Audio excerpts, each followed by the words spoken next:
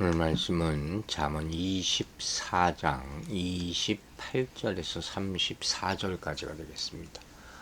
28절부터입니다. 너는 까닭 없이 내 이웃을 쳐서 증인이 되지 말며 내 입술로 속이지 말지니라. 너는 그가 내게 행함같이 나도 그에게 행하여 그가 행한 대로 그 사람에게 갚겠다 말하지 말지니라.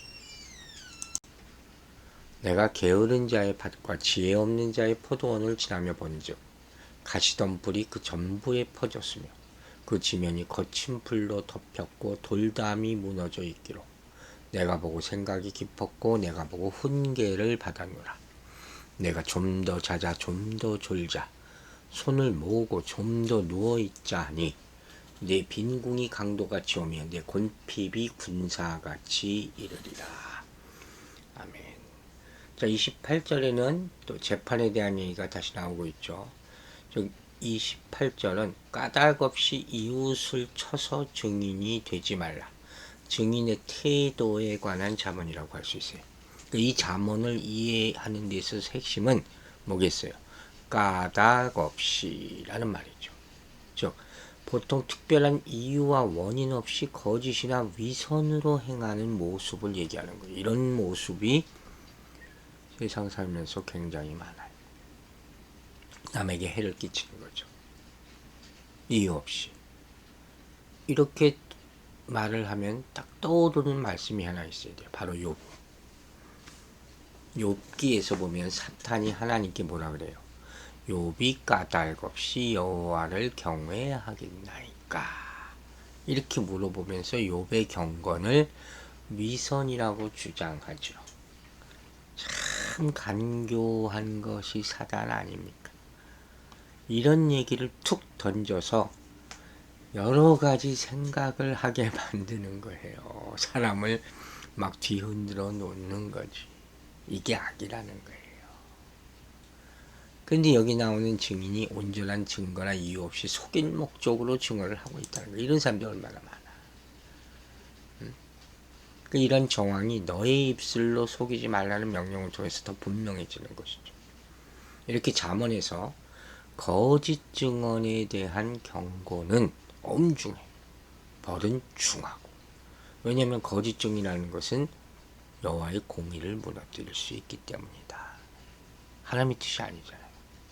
여러분, 지금 이 세상 보세요. 각종 통신수단이 얼마나 많이 발달했어요. 표현의 자유가 극대화되고 막 올리면 돼. 인터넷에, 트위터에. 그렇기 때문에 이 세대의 가장 어려운 일 중 하나가 뭔지 알아요? 거짓을 통제하는 거예요. 이거 못해요. 못해요. 그렇잖아요. 그러니까 말씀도 가려드리란 말이에요. 의사표현의 민주화라는 그럴듯한 말을 사용해요. 근데 이것이 거짓을 조작하는 기제를 첨단화시키고 말았어요. 그러니까 정치, 지금 한국도 이 국회의원 선거 때가 돼가지고 난리잖아요. 터무니없는 낭설 항상 나오는 거죠. 음모론이라는 거. 이것 때문에 집착해서 파괴적이 되어가는 사람의 수가 점점 늘어나고 있다. 지금 한국의 야당 대표가 칼로 찌르는 엄청난 사건이 있었어요. 저는 한마디만 딱 얘기하겠는데 누구 편들 생각도 없고, 그러나 그리스도인으로서 이건 절대로 하지 말아야 될 일. 그걸 알아야 되는 거예요. 그런데 그 사건이 있고 나서 뉴스에 나오는 게 다 거짓말, 모함, 시기, 중상, 양진영. 그 익명으로 누가 그러던데 카더라 통신 이런 거죠. 이걸 왜 믿고 이걸 왜 따라가는지 모르겠어요. 이런 빌미 원인을 제공하는 사람 물론 나쁘죠. 근데 이 모습을 보면서 제가 정말 가슴 아파하는 건 뭐냐면, 이런 병적인 과장, 집단적인 위증 현상, 이런 것들이 거의 악마적이라는 거예요. 얼마나 미우면 누가 누굴 죽이려고 해요. 우리는 이걸 볼 수 있어야 돼요. 확인되지 않은 거짓말에 동조해서 마구 던진 돌팔매, 이것으로 생명을 잃는 사람이 많아요. 연예인 하나가 자살했잖아요. 또. 진실을 우리가 알 수 없지만 어쨌든 생명이 생명에 관한 얘기라. 십계명에도 출애굽기 20장 16절에 거짓으로 사람을 해치지 말라고 했어요. 그래서 정직과 진실이 회복되고 보호돼야 한다는 것이 이 세대에 중요하다. 이를 위해서 여러분 기도하시기 바랍니다. 진짜 영적 기도가 필요한 거예요. 결론적으로 이 거짓 증인하는 일은 이웃을 속이는 동시에 공의로우신 하나님을 속이는 일이에요. 이래서 하지 말아야 돼요. 즉 정확한 사실에 기반을 두지 않은 채 내가 어느 얘기를 들었는데 이거 절대로 하지 마세요. 남의 일에 끼어들지 마세요. 그 행위 자체가 죄라는 거예요. 또 개인적인 차원의 보복 행위 이거 절대로 하면 안 돼요. 하나님의 맡기라 그랬어요.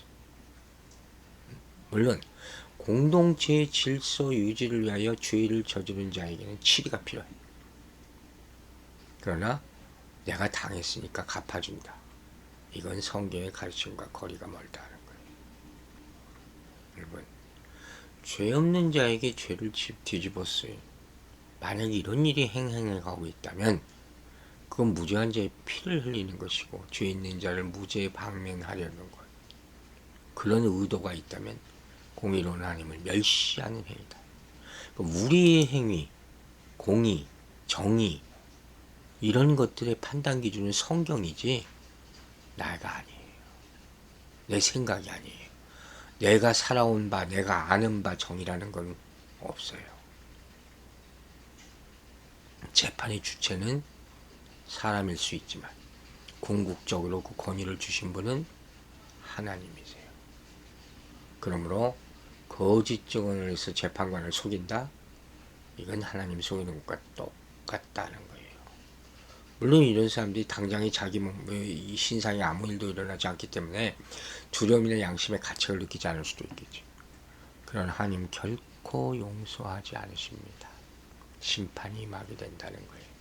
그래서 지혜로운 사람은 당장 자신에게 손해가 되는 일이 있어도 거짓 증인을 절대 하지 말아야 되고 뇌물이나 위험 앞에서도 진실만을 말해야 된다 하는 거예요.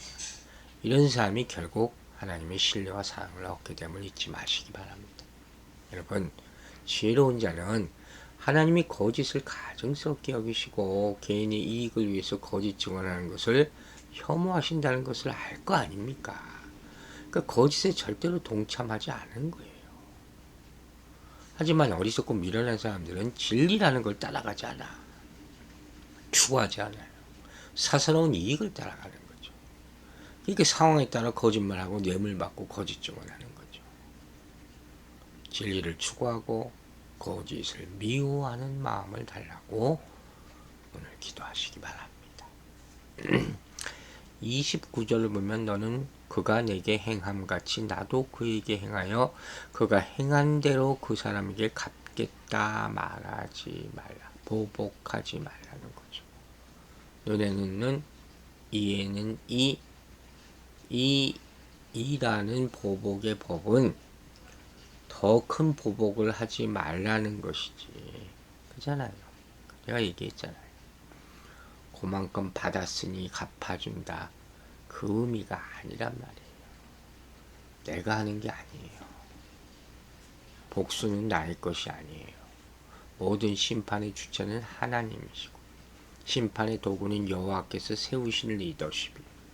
개인의 보복은 또 다른 보복을 불러일으킬 수밖에 없다는 것을 명심하시고 자종자애해야 된다는 거예요.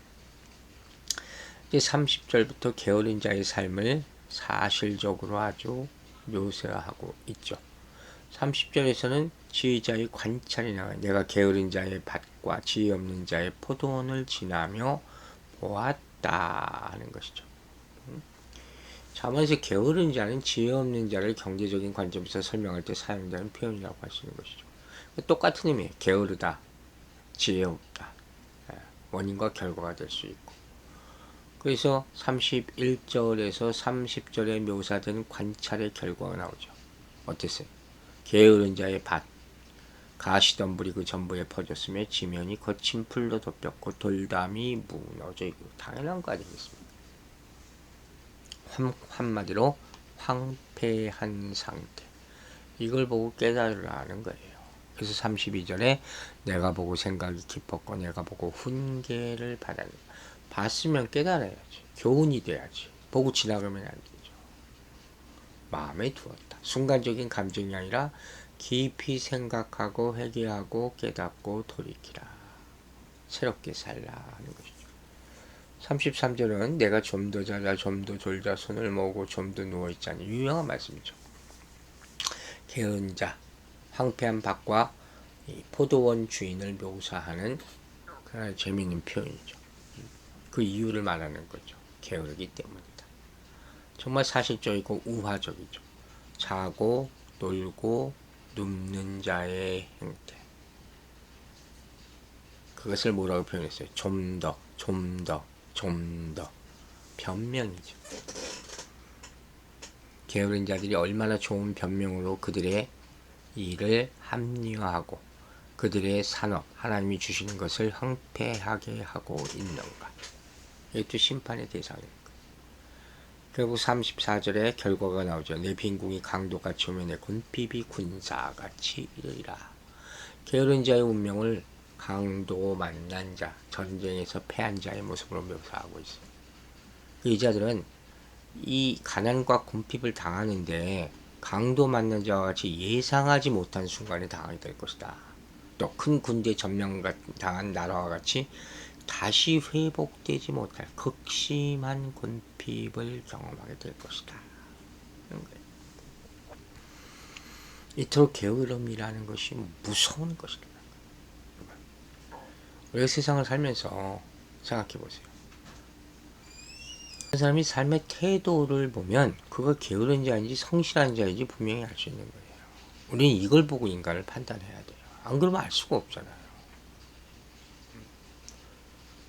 쉽게 말하면 무절제하고 불성실하게 사는 자. 이 사람들은 아무리 똑똑하고 아무리 뭐 가진 게 많아도 친구와 삼지 마시라는 거예요. 결국은 하나님께서 주어진 것, 뭐 부모로부터 받은 것 다 잃어버리고 황무지가 되는 거예요. 아무 열매도 없다. 하찮은 개미라도 여러분 창조 질서에 순응해서 부지런하게 일해요. 근데 하나님의 형상으로 지음받은 인간이 이렇게 게으르게 산다면 이거 어리석은 것이죠. 게으름의 결국은 빈곤과 공핍함이다. 결론적으로 하나님은 게으른 자를 지혜 없는 자로 여기신다는 거예요. 이 게으른 생활 자체가 하나님의 지혜를 받아들이지 않는 삶의 모습이죠. 이런 무슨 의미인지 아시겠어요? 하나님의 말씀 보기에 게을러 살지 말라는 거예요. 게으른 사람은 시간의 주인이 하나님이심을 모르는 사람이에요. 그렇죠? 그러니까 빈둥거리다가 시간을 허비하죠. 하루하루 1분 1초 얼마나 아깝습니까? 게으름으로 인해 찾아오는 빈곤 누가 막을 수 있어요? 반면에 지혜로운 자는 현재 생활을 안락함과 편안함에 안주하지 않고 미래를 대비하고 성실하게 준비한다. 이게 믿음이에요. 예수님이 게으름을 악과 관련 지으셔서 뭐라고 하셨어요? 악하고 게으른 종아 두렵고 떨리는 마음으로 받으시기 바랍니다. 이 악하고 게으른 종은 어떤 종이었어요? 주인이 맡겨놓은 달란트를 돌보지 않고 맡겨진 일을 하지 않았잖아요. 그래서 여기서 우리에게 맡겨진 일이 무엇인지 되돌아보는 일까지 해야 되는 거예요. 우리가 지금 성실히 부지런히 하나님이 맡기신 일을 감당하고 있습니까?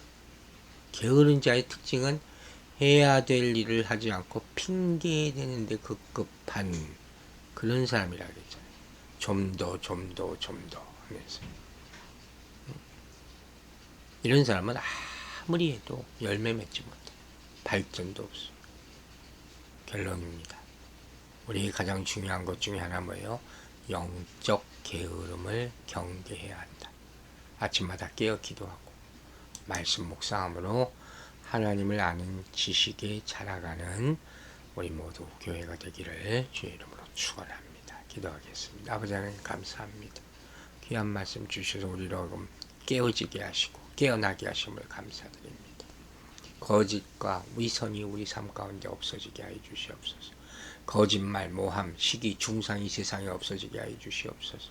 관계를 팔아가고 세상을 악하게 만드는 정직과 진실이 사라지는 이 세상 가운데서 우리에게 회개하게 하여 주시고 진리를 추구하고 거짓을 미워하는 마음을 주시기를 기도합니다.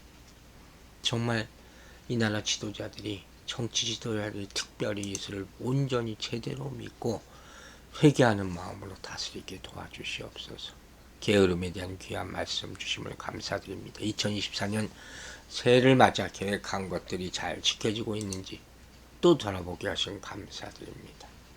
조금 더 놀자, 조금 더 눕자 이런 식으로 살지 말게 하여 주시고 정말로 깨어서 기도하면서 성실하게 또 근면하게 맡겨진 일들을 감당하고 하나님께 나아가는 이 시간들을 반드시 첫 시간으로 매일마다 지킬 수 있도록 그런 근면한 삶을 살 수 있도록 깨우쳐 주시옵소서. 우리 성도들이 이 말씀을 연내내 잊지 않기를 간절히 바라오며 감사드리며 예수 그리스도 이름으로 기도했습니다. 아멘.